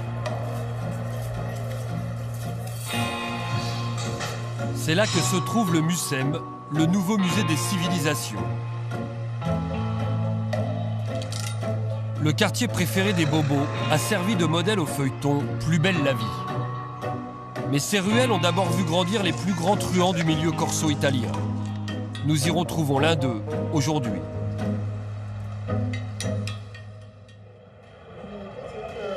Là, tu as la vue de tout Marseille, enfin, du port, tout ça par là, tu vois. C'est le panier. Alors, Joe Signoli est né de père italien et de mère corse. Il est un pur produit du panier. Ah ben c'est parti. Voilà, moi j'ai habité là, j'ai grandi en partie dans cette rue. Mon père, quand il est arrivé à l'âge de 14 ans, il est venu, il s'est installé ici. Bon, il s'est marié dans le quartier et disons que dans ce quartier-là, du panier, c'était un peu le reflet des quartiers nord d'aujourd'hui, mais avec moins de violence. Joe Signoli s'engage dans la marine à 16 ans. Il débute par de petits trafics, alcool et cigarettes. Dans les années 60, il abandonne l'uniforme. Il poursuit son ascension dans le milieu. Joe intègre le club fermé des trafiquants de la célèbre French Connection, cette filière qui transforme et envoie de l'héroïne à la mafia new-yorkaise.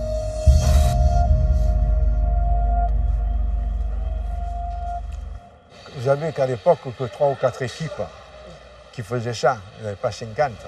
Bon, il y avait ceux qui faisaient venir la marchandise de Turquie ou autre, qui donnaient à transformer, et puis il y avait ceux qui l'amenaient aux États-Unis, comme moi. Et à Marseille, on ne vendait pas un gramme d'héroïne. Moi, je n'ai jamais vendu un gramme d'héroïne en France. Moi, je le transportais aux États-Unis, mais en France, je ne vendais rien. En 1972, Joe Signoli est arrêté. Il prend 20 ans de prison. Il tombe dans l'affaire du Caprice d'Étang, un crevettier qui transportait 450 kilos d'héroïne vers les États-Unis. Au moment de la French Connection, il y avait bien évidemment des règlements de compte à Marseille. Mais certains caïds faisaient régner l'ordre. À l'époque, il y avait, bon, je ne veux pas dire des parrains, mais à l'époque, c'était des hommes en place que souvent ils étaient sollicités quand il y avait des problèmes. Ils faisaient un peu le juge de paix. Alors il y avait ces gens-là qui dominaient le pavé à Marseille et qu'il est évident qu'ils faisaient tout pour éviter. C'est des gens en étant des voyous, des gens de bien. C'est complexe ce que je vous dis là. Hein, c'est paradoxal, mais c'est comme ça. Il y a des gens. Bon, moi j'ai toujours été quelqu'un de bien. J'ai toujours essayé d'éviter qu'il y ait des problèmes de ce genre-là, d'éliminer des gens, de tuer. Mais dans les quartiers nord, il n'y a personne qui maîtrise personne. Vous ne maîtrisez plus. Donc, même ces gens-là vont se retourner contre vous. Vous allez intervenir pour passer une bonne parole ou quoi. Ils sont capables de vous dire « occupe-toi de toi » et puis c'est pas content. Même à vous de vous faire de la pression. Vous voyez ce que je veux dire? Au panier, à la différence des quartiers nord, des hommes auraient encore une certaine autorité sur la rue. Roland Gabin, un restaurateur, était surnommé le parrain du panier. Il possédait plusieurs bars et établissements de nuit. Il était aussi fiché au grand banditisme. fort du milieu marseillais, a été... En juillet 2011, il est exécuté en pleine rue. Il était connu des services. Gabin était une figure respectée dans son quartier. Il savait se faire apprécier, même des plus anciens. Il avait une image positive ici. Positive, ah oui, au panier, tout le monde aimait. C'était un grand petit, quoi, même qui prenait de l'âge, pour nous c'était le petit. D'accord. Le petit du quartier. Il avait des yeux doux, des yeux tendres, pas méchants. Peut-être que le soir, ça, il devait être peut-être méchant pour se faire respecter aussi. Mais envers nous, je sais pas. Pas de problème, au contraire. S'il y avait quelque chose, au contraire, il nous protégeait à nous. Le brave garçon avait tout de même une part d'ombre et un casier judiciaire bien rempli. Un de ses compagnons de route accepte de nous raconter son parcours criminel. Vous avez bien connu Roland Gabin. Oui, tout à fait. À qui c'était Roland Gabin? On le surnommait... Le caïd du panier. Hein. Ouais, c'était ça. Hein. Il n'y a pas de souci, c'était le caïd du panier. Depuis au moins 25 ans. Première arrestation à 17 ans pour braquage. Et là, il a pris 11 ans de prison. En prison, il forge sa réputation. C'est-à-dire un caïd, peur de personne, seul, pas d'équipe, il est seul, c'est Roland, c'est Gabin du panier. Il a besoin de dégâts. Et ni même des caïds qui sont en prison avec lui. Quand il sort, lui, de prison, c'est devenu le caïd incontournable. Il avait des couilles grosses comme l'Alaska. Une anecdote, un jour, il est convoqué, il est au Beaumet, bon, il est en prison, il est convoqué par un juge sur une affaire. Convoqué, il apprend, ils vont le chercher, il s'était cousu la bouche. Voilà, il avait la bouche cousue. Voilà, il est arrivé devant le juge l'a fait, bon, allez, vous pouvez le remonter. Voilà ce que c'était Roland Gabin. Alors quand on dit c'était le caïd ou le parrain du panier, comme on l'a lu dans la presse, ça veut dire quoi Il était associé dans les affaires d'argent, les machines à sous, les divers trafics, il était associé un peu à tout. Hein. Il y avait un peu le trafic de drogue, enfin, tout ce qui est inhérent à un truand de base. Hein. Et alors cette photo là, ça a été pris quand ça? C'est la fête du panier en 2011, un mois avant qu'il meure. C'est la dernière photo, je crois qu'il a pris. Voilà, il est devant le restaurant il est un peu plus là, vers là. C'est le restaurant qu'il avait lui? Ouais. Petit restaurant où il faisait les apéros du panier. Les apéros du panier se tenaient chaque semaine, à la belle saison. Un rendez-vous très couru des Marseillais. Depuis la mort de Gabin, un nouveau parrain a-t-il pris sa suite? Nous cherchons à rencontrer l'un de ses anciens associés. Son nom apparaît aux côtés de Gabin dans une affaire de racket. On le surnomme Titus. Il a un restaurant au cœur du panier. Nous décidons d'aller lui poser quelques questions. Bonjour. Si vous me dérangez, je voulais savoir si je pouvais parler à Titus, je sais que c'est son restaurant. Moi, je peux vous parler 2 secondes, c'est la seule? Donc, je vous explique, je travaille pour Canal+. Je fais un reportage sur Roland Gabin. Je sais que c'est votre ami, vous l'avez bien connu. Et voilà, je me permettais de venir voir parce qu'on voulait évoquer sa personne. Je veux savoir si je pouvais vous interviewer, parler avec vous. De lui, il n'y a aucune interview à faire. Tu diras qu'à la plus de ma part, de notre part, il faut arrêter de dire que le panier des bandits, pas des bandits, qui s'intéresse plus aux gens qui arrachent les sacs à mer et qui ne viennent pas nous casser les couilles. Il n'y a pas d'histoire de banditisme ici. C'est justement pour dire la vérité sur Roland, c'était le pas parrain. De dire, tu veux dire quoi? J'ai aucune vérité à te dire. Il n'y a pas de parrain, les marraines, ça n'existe pas. C'est tout éphémère tout ça. Si tu veux avoir des renseignements, tu as la police juste à côté, tu vas, tu leur demandes, ils vont te donner des renseignements. Qui c'est qui t'a moi, toi? Moi-même, je fais un reportage là-dessus et je voulais parler donc de lui. C'était considéré comme le parrain du panier, c'est pas par hasard. Son pédigré, il est. Qu'est-ce que j'ai à voir Parce que je sais que vous avez travaillé avec lui, je sais que vous avez été son bras droit, je sais que vous avez été son ami au moins, et je préfère parler à des gens qui l'ont connu que parler à. Si tu veux, tu manges un bout, tu vois, là c'est mon restaurant, tu as le panier, tu visites, à droite tu as Plus belle la vie, tu as le moulin, si tu veux, tu as la vieille charité là. Si tu veux venir boire un coup, il n'y a pas de problème, ne pose pas de questions sur Roland, s'il te plaît. Ok? Bon. Merci quand même. Bonne journée. Au revoir. Le milieu se fait discret au panier. Qu'en est-il à l'Opéra? Un quartier où les caïds s'affichaient sans complexe et menaient leurs affaires.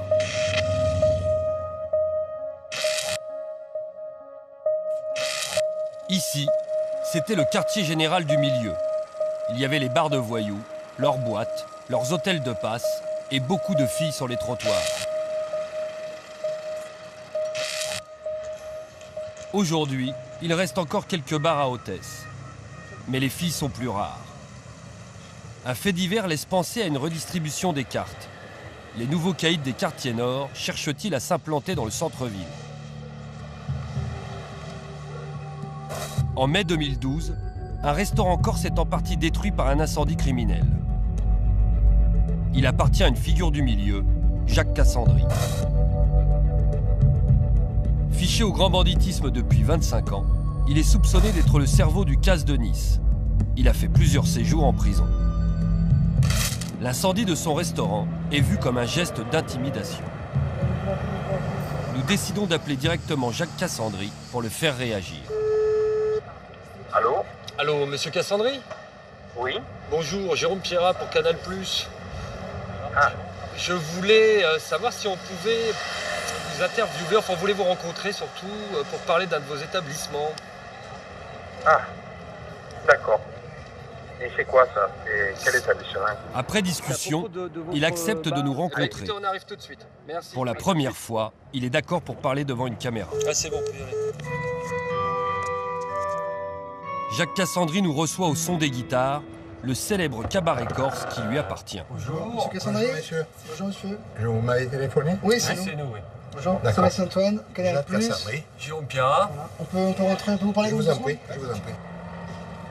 Donc Voilà, écoutez, pour être franc, on a lu à droite à gauche, on a entendu dans les médias que vous aviez eu des problèmes avec l'un de vos établissements, vous auriez subi des pressions pour le vendre. Voilà, c'était de ça dont Non, on voulait effectivement, tous les établissements de Marseille connaissent des problèmes. À un moment ou à un autre, on a toujours des petits problèmes dus peut-être à la boisson ou autre. Bon. Mais de véritables problèmes qui sont liés à moi, mon personnage, je n'en connais pas. Je n'en ai pas. J'ai de différents avec personne. Voilà, ça c'est clair. Bonne dépression, je ne subis pas, évidemment. Oui, en gros, pour être clair, les gens disaient que, en gros, c'était les caïds, ce qu'on appelle les caïds des quartiers nord, qui mettaient des coups de pression pour reprendre les établissements du centre-ville. En gros, c'est ça l'histoire. Non, pas du tout. Moi, je serais parti depuis longtemps si je subis des pressions. Je ne subis aucune pression.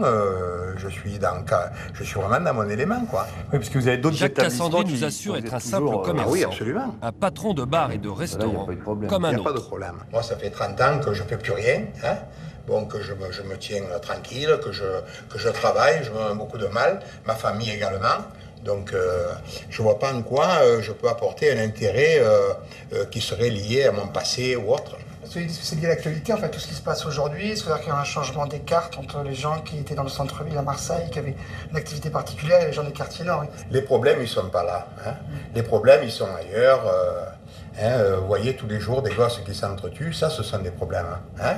Voilà, c'est là qu'il faut voir les problèmes. Bon, messieurs, je suis désolé, mais voilà. Merci, quand même, répondu. Merci, monsieur. Je crois que j'ai répondu à vos questions. Vous êtes satisfait?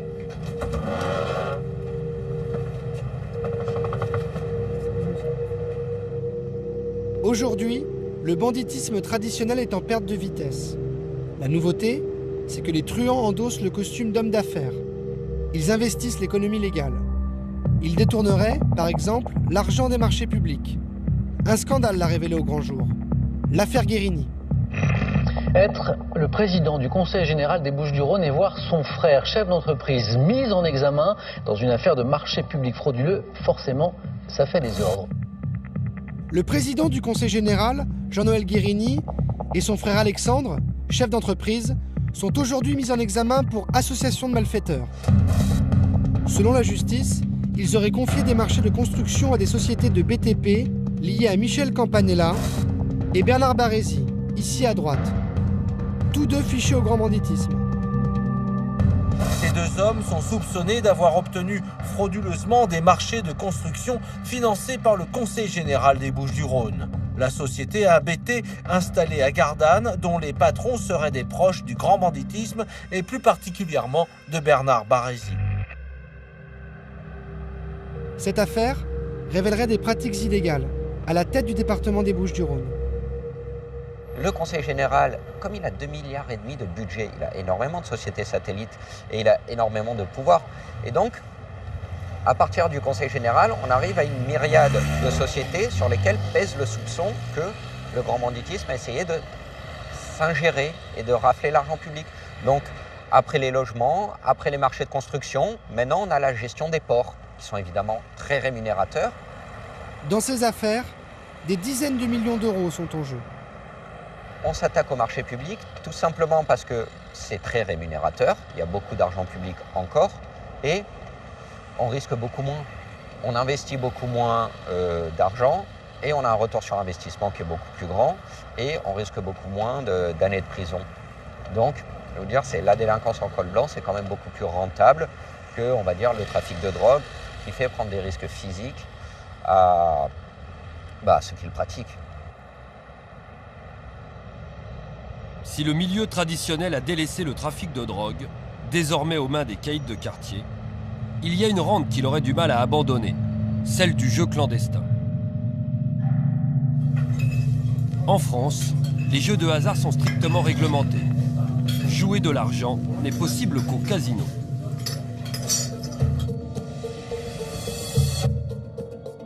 À Marseille, des parties clandestines sont organisées quasiment chaque soir. Nous réussissons à nous faire inviter à l'une d'entre elles. La partie se passe dans l'arrière-salle d'un bar. On y joue à la barboute, la spécialité locale, jamais filmée jusqu'à aujourd'hui. Le principe, une paire de dés lancés dans une longue caisse de bois surnommée le cercueil. Les joueurs misent sur des combinaisons gagnantes. 100 il gagne. Ça marche. Autour du cercueil, des garçons venus du centre-ville et des quartiers. Notre caméra est tolérée, mais impossible de poser des questions. 6.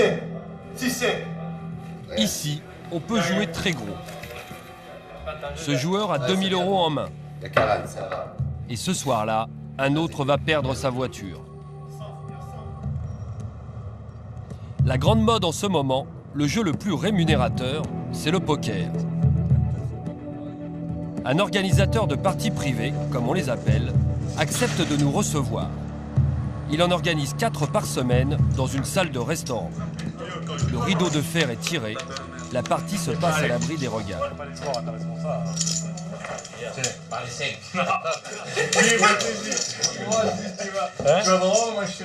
Voilà, c'est un beau tour de magie, ça. Comme dans un casino, il y a un caissier, des croupiers, et les parties se font avec des jetons. La différence, c'est qu'ici, les voyous peuvent jouer leur argent sale en toute tranquillité. La gagne, elle est là. La gagne, elle est là. Tout le monde ses mains, elle est vilaine main. Elle est là, la gagne. C'est très bien que dans les casinos, c'est difficile de pouvoir flamber, à part d'être chirurgien qui gagne beaucoup d'argent, c'est beaucoup surveillé. Il faut justifier en fait l'argent. Voilà, il faut justifier l'argent. Après, nous, on ne demande pas de CD quand ils viennent ici. Donc voilà, ce qu'ils font, ça ne nous intéresse pas. Nous, ce qui compte, c'est de jouer et qu'il y ait l'argent, tout simplement. Allez, messieurs, c'est à fond. La cara. Chaque partie compte une dizaine de joueurs. Ils viennent de toute la région. Ils sont prévenus par SMS. Le jeu débute à 22 h et peut durer très longtemps. Alors que les casinos ferment à 2 h du matin, là, tu peux jouer jusqu'à pas d'heure, quoi. Tu peux jouer 24 heures. Les parties, c'est minimum des parties de 3 heures. Ça peut durer une nuit, une journée entière.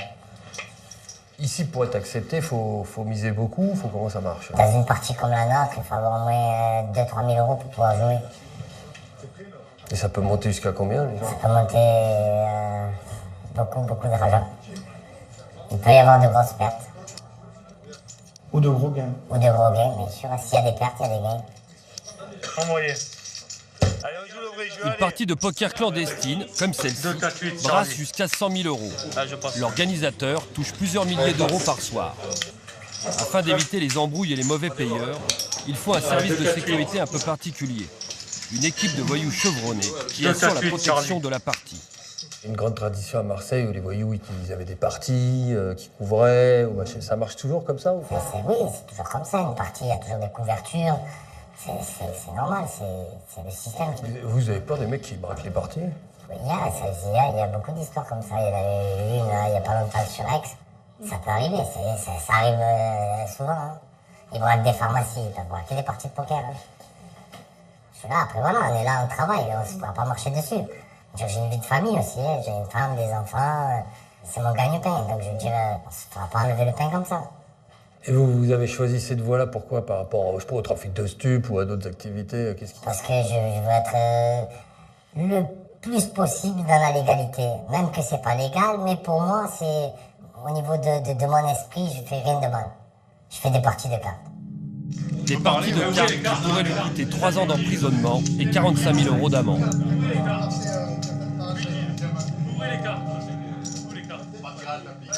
Dans le jeu clandestin, on trouve des passerelles entre milieux traditionnels et voyous des quartiers, en particulier pour les machines à sous illégales. Dans de nombreux bars, des bingos. Ce jeu ressemble à un flipper. En réalité, c'est une machine à sous déguisée. Contre quelques euros, vous lancez plusieurs boules qui tombent au hasard sur des numéros. Et si vous faites une combinaison gagnante, le patron du café vous donne en douce le pactole, jusqu'à 2 000 €.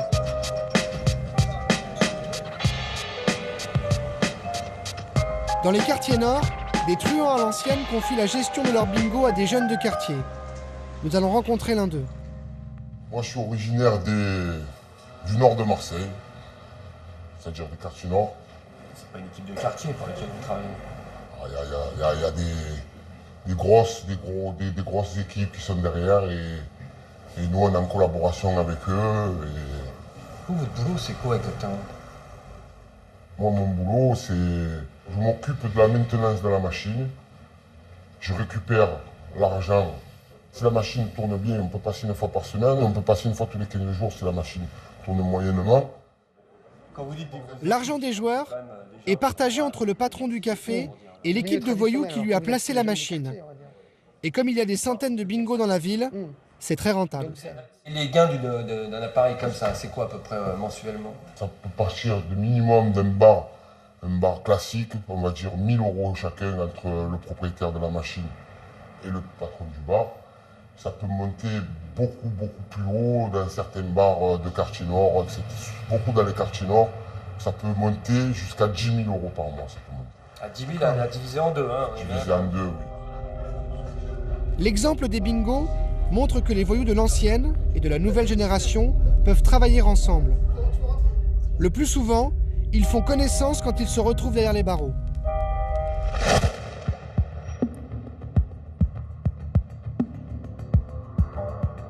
À Marseille, il y a un endroit clé.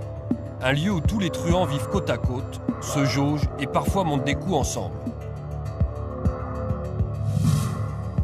C'est la prison des Baumettes.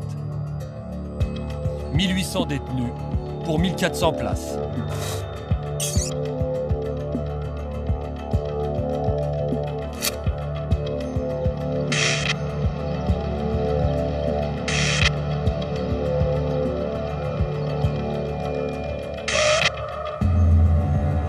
Que se passe-t-il derrière ces murs? Pour le montrer, un détenu a accepté de filmer son quotidien dans la prison. Souriez, vous êtes filmé. Voilà toi. Il nous sert de guide. Ouais. Et sinon la vue elle est pas mal, hein. Il commence par une visite de sa cour de promenade, celle du bâtiment D, le plus récent de la prison. Les détenus passent ici 2 heures par jour. Se contente du thermo, un peu de café, voilà. Comme à l'extérieur, la vie s'organise entre pétanque et jeux de cartes.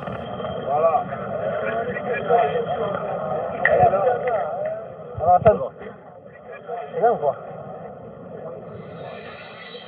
À l'intérieur, beaucoup de détenus passent leur temps à la salle de sport. Allez. Un cri de guerre. Allez. Voilà.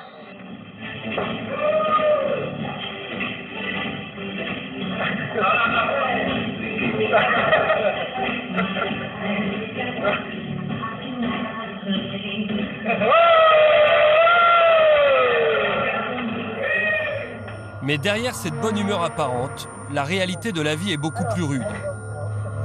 Mourad fait des allers et retours en prison depuis l'âge de 15 ans. Il en a 25 aujourd'hui. Il répond à nos questions. Les Baumettes, il connaît bien. Voilà, toutes les communautés, on va dire, il n'y a pas trop de racisme ici. Il y en a un petit peu quand même, c'est un petit peu les blancs avec les blancs, les gitans avec les gitans, mais quand même on se mélange quand même. Il faut choisir son camp, ses amis, pour se protéger. On ne parle pas avec les balances, on ne parle pas avec les violeurs d'enfants, tout ça. Après, chaque quartier, ils restent un peu ensemble parce que c'est comme ça, ils se connaissent de dehors, les gens. Après, ceux qui ne se connaissent pas entre eux, c'est un peu les braqueurs avec les braqueurs, les dealers avec les dealers. Bon, ça se mélange un peu des fois. Mourad est aujourd'hui au bâtiment D, le plus moderne. Les 3 autres bâtiments sont beaucoup plus délabrés. Ils n'abritent quasiment que des jeunes des quartiers et l'ambiance est très tendue. Dans les autres bâtiments, celui qui rentre, qui n'est pas de Marseille, et même parfois celui qui est de Marseille, il se fait éclater. Les jeunes de 18 ans, ils se font massacrer par 5-6 personnes quand ils ne se font pas taper à coups de couteau. Les douches, c'est les endroits de règlement de compte, parce qu'il n'y a pas de surveillant. Je trouve, moi, qui a vécu pratiquement 10 ans en prison, je trouve que un gardien arrive, la justice, elle est pas... il doit arrêter la caméra. Ces images clandestines des Baumettes, nous allons les montrer à quelqu'un qui connaît bien cette prison. Nous retournons voir l'ancien braqueur d'Andoum, Paul Néry. En tout, il a été incarcéré 26 ans dans différents établissements. Son dernier séjour aux Baumettes remonte à il y a 3 ans. Il était lui aussi au bâtiment D. À l'étage où nous étions, il y avait toutes les tranches d'âge, beaucoup plus de jeunes, puisque la majorité des détenus de Marseille, ce sont beaucoup de jeunes. Paul Néry a été surpris par l'attitude de ces jeunes vis-à-vis de l'ancienne génération. Il y a des gens dans la prison qui ont une petite auréole, petite. Alors il y a des jeunes qui sont respectueux de ça. Mais il y en a qui m'ont dit, le matin, ils voyaient des gens que je connais depuis très longtemps. On se fait la bise. Et il y a des jeunes qui m'ont dit, le matin, pour dire bonjour, est-ce que je peux te faire la bise? Bien entendu que je peux s'amorcer. Alors il y en a un de jeunes qui était peut-être, c'est bon que je suppose, il devait avoir peut-être 2 gallons dorés dans le quartier, peut-être. Et un jour, il m'a dit, quelle est ta taille, Paul?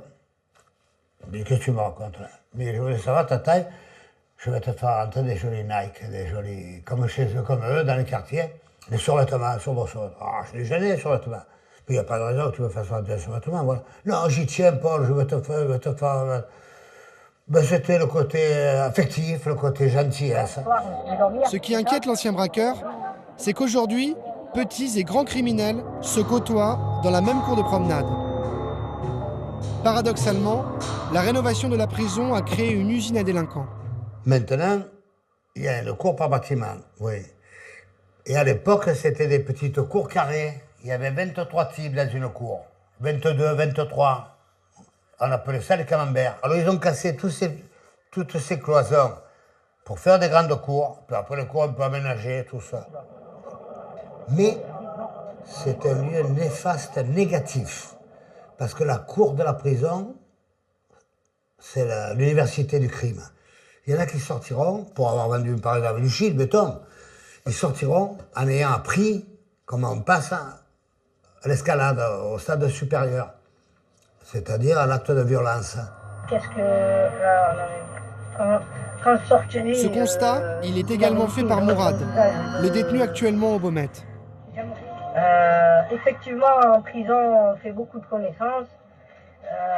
On apprend à monter des coups, on fait des alliances, parce que on fait des alliances avec ceux qui sont bons dans un certain domaine. Donc voilà, c'est l'école, comme je dis, c'est l'école du crime. Tu bois le café? Oui, mon frère, oui, pas de problème. Les mondes criminels se rencontrent en prison et parfois ils s'associent pour en sortir. Comme lors de l'évasion spectaculaire de la prison de Grasse du braqueur Pascal Payet le 14 juillet 2007. C'est cet homme de 43 ans qui s'est évadé en début de soirée. Condamné pour le meurtre d'un convoyeur de fonds en 1997, Pascal Payet purgeait une peine de 30 ans de prison. Il est sorti de cette prison par hélicoptère. À 2 reprises déjà, il s'était évadé de la même manière, par les airs, de la maison d'arrêt de Luynes. Pascal Payet est un voyou à l'ancienne. Sa spécialité, le braquage de fourgons blindés. Il a été condamné pour le meurtre d'un convoyeur de fonds. Cette figure du banditisme s'évade cette fois-là grâce à des jeunes de quartier. Le commando qui le libère vient d'une cité sensible du sud de Marseille, La Cayolle, à 2 pas des Calanques.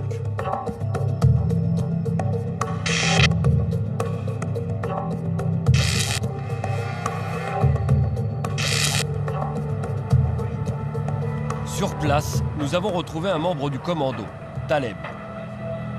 À l'époque, il est recruté par un truand qu'il a connu en prison. Ouais, on se voit rencontrer avec un ami. Il me dit qu'il a besoin de moi pour rendre service. Et il me dit qu'est-ce que c'est le service. Le service, il allait chercher quelqu'un. Cette personne, c'était Pascal. Et j'ai accepté. C'était pas rémunéré, c'était juste par amitié. Ouais, sans forcément le connaître. Sans forcément le connaître. L'opération est ambitieuse. Première étape, il faut s'emparer d'un hélicoptère avec son pilote. Le commando va braquer une compagnie de l'aéroport de Cannes-Mandelieu. Alors comment ça se passe concrètement Là, on m'a appelé la veille, le 13, pour me dire que c'était pour le 14 juillet. Le 14 juillet, on est parti le matin. 6h30, on est rentré dans les bureaux de l'hélicoptère. Taleb et ses complices sont armés de fusils d'assaut. Sous la menace, un pilote les embarque dans son appareil. Direction, la prison de Grasse. L'hélicoptère se pose sur le toit de la prison. Un, il reste avec le pilote. Un, il reste sur le toit. 2, ils descendent, ouvrent la porte du quartier d'isolement, vont jusqu'à la cellule, ouvrent la porte de la cellule. On a sorti Pascal alors que lui, il ne savait rien du tout. Puisqu'il est sorti de là-bas dedans, il était en caleçon quand il est sorti. Et bon, on l'a arraché. Hein. Entre le décollage de l'aérodrome et se poser sur le toit et rentrer dans la prison et sortir, ça nous a quoi, 20 minutes. Ensuite, je suis rentré chez moi tout tranquillement et j'ai regardé le feu d'artifice à la terrasse de ma maison. Voilà. Du travail de pro. Pascal Payet s'évanouit dans la nature. À l'époque, Pierre Folacci est numéro 2 de la BRB à Marseille. Il conduit l'enquête. Il apprend par un tuyau que ce sont des garçons de quartier qui auraient fait le coup. Plus précisément de la Cayolle. Au départ, personne n'y croit. Mais les enquêteurs surveillent tout de même le quartier, depuis cette colline qui le surplombe. On s'est mis sur le nom qu'on nous avait donné au départ, hein, sur le garçon qui est originaire d'ici, qui était le plus âgé du commando. Et puis de fil en aiguille, à partir de surveillance physique d'ici, puis technique ailleurs, et puis ça a continué sur plusieurs semaines, on a pu greffer à cet individu tous les autres membres du commando. On était un peu étonnés que ça vienne d'une cité. On avait été plus habitués dans les évasions précédentes de Pascal Payet à voir des gens du milieu traditionnel, du milieu marseillais traditionnel. En suivant cette piste, la police arrête Pascal Payet en Espagne quelques semaines plus tard. Fin de la cavale et début des ennuis pour Taleb. La police, elle est venue, elle nous a surveillés. Je veux dire, ils sont mis en haut sur la colline, là-haut, et ils ont commencé à nous photographier. Ce qu'on ne savait pas, c'est qu'il y avait un indique dans cette histoire qui travaillait avec la police au départ. Et 3 mois après, on s'est fait arrêter. Taleb fera 5 ans de prison pour complicité d'évasion. Aujourd'hui, il reste fier d'avoir participé à une opération aussi réussie. C'est à partir de cette affaire que les policiers marseillais ont compris que la criminalité avait changé de visage. Et que dorénavant, les caïds des cités jouaient dans la cour des grands.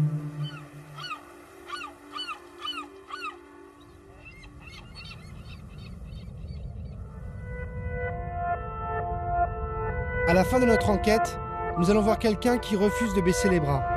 Il se bat au quotidien pour éloigner les plus jeunes des réseaux de drogue.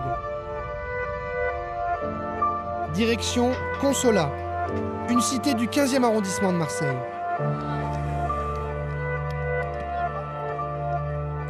Karim, 43 ans, est l'un des dirigeants du club de football. Depuis 8 ans, il entraîne les jeunes du quartier. Ils sont plus de 300 à venir chaque semaine jouer au foot sur ce terrain, en plein cœur de la cité. Selon lui, il faut agir dès le plus jeune âge pour les empêcher de mal tourner. Aujourd'hui, c'est vrai qu'un petit de 12 ans va pouvoir faire le premier pas, à faire une connerie qui peut lui gâcher sa vie, quoi, on va dire. Donc, cette jeunesse-là, cette catégorie d'âge-là, c'est 10 ans, 11 ans, 12 ans, 13 ans, je le répète, c'est très important. C'est à ce moment-là, à cet âge-là, que nous, on doit faire le maximum de travail.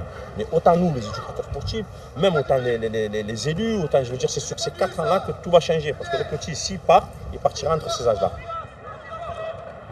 Karim a constaté que ces entraînements de football donnent un cadre aux enfants. Ces petits, nous, on est en contact toute la semaine avec eux, d'accord? Avec 2 entraînements en semaine, plus leur école, ceux-là, ils n'ont pas trop le temps de sortir après l'entraînement pour essayer de fréquenter à droite, à gauche. Bon, ça évite de faire certaines bêtises, c'est sûr. Aujourd'hui, c'est vrai qu'on a toujours la compétition, mais on a beaucoup maintenant ce fameux discours qui leur fait comprendre de faire attention. Dimanche, on joue. Quand on les lâche le vendredi soir, on leur explique attention, ce que tu vas faire vendredi soir, samedi, parce que nous, dimanche matin, il faut que tu sois là tout à l'heure. Donc, on essaye de leur enlever le temps qui pourrait servir de fameuses dérives. Voilà. Vous avez quel âge? 12. 9 ans. Alors, comment c'est la vie dans les quartiers nord aujourd'hui? On voit des images terribles, mais c'est comment les quartiers nord aujourd'hui? C'est bien. C'est très bien. Ouais. C'est tranquille ici à Consola, non? Oui. C'est bien et on s'amuse beaucoup dans ce stade. Ouais. C'est le stade principal de Consola. D'accord. Qu'est-ce que vous voulez faire dans la vie? Moi, je veux faire footballeur. Moi aussi. Vous voulez tous faire footballeur? Ben oui. Moi, je veux faire police. Tu veux faire quoi? Police. Tu veux faire policier? Ah bah viens nous raconter ça. C'est vrai, tu veux faire policier? Ouais. Qu'est-ce qui te plaît dans la police? C'est les gens en prison. Tu veux mettre des gens en prison, toi? Ouais, donc il fait quelque chose. D'accord. Toi, tu es pour la loi, il faut que ça se passe bien, c'est ça? Et il faut respecter les gens, sinon tu les mets en prison. Allez, descends. Vas-y, moi. Ah là, tu t'es humilié nationalement. Il est très mauvais. Vas-y, c'est pour moi, c'est pour moi.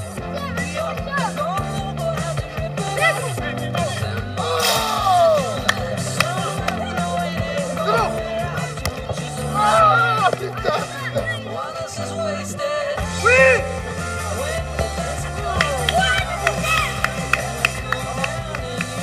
Seb, tu dis au revoir aux messieurs, on y va. C'est comme les gosses, on est obligé.